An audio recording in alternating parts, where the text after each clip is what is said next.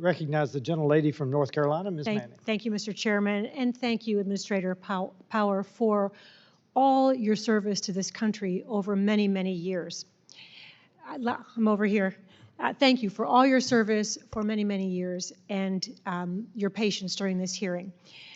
There is no question we need to make sure that there is more humanitarian aid getting into the innocent Palestinians in Gaza.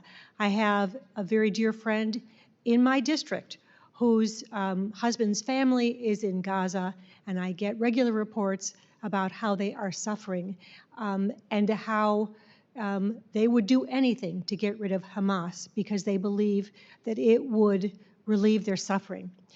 So I'd like to know from you, does Hamas make it more difficult to deliver humanitarian assistance to those who need help in Gaza?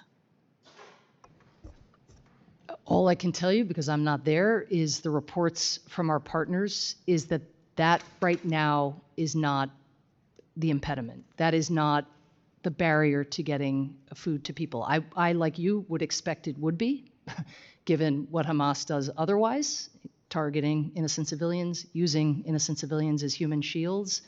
But again, trusted partners like World Food Program, UNICEF, and others have not reported that Hamas is getting in the way of distributing humanitarian assistance. And I will say, nor are we getting those reports from the IDF who are present on the ground in Gaza.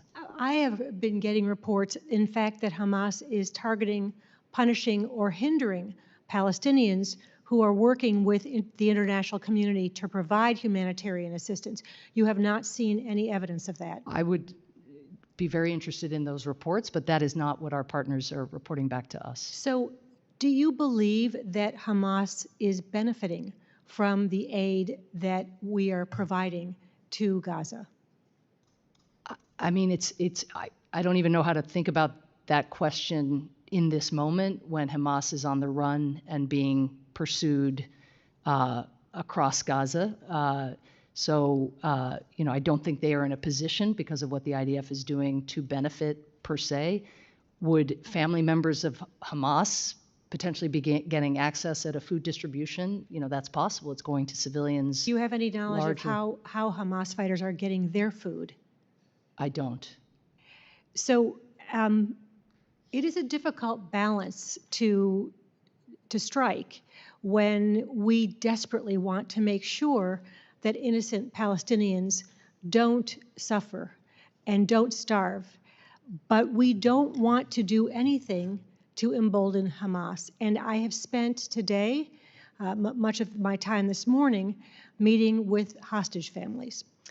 And I met with a woman whose husband is from North Carolina, the state that I represent, and she was held hostage for 51 days, and her situation was so appalling that she said during her captivity she wished that she had been killed. And now she's been waiting for her husband, Keith, for 186 days. And one of the things that we are concerned about is, how do we make sure that innocent Palestinians don't starve, but how do we avoid emboldening Hamas so that they will release those 136 hostages, including at least 5 Americans? Well, all I can say is that Israel is aggressively pursuing Hamas and is seeking to dismantle Hamas, and Hamas fighters are on the run.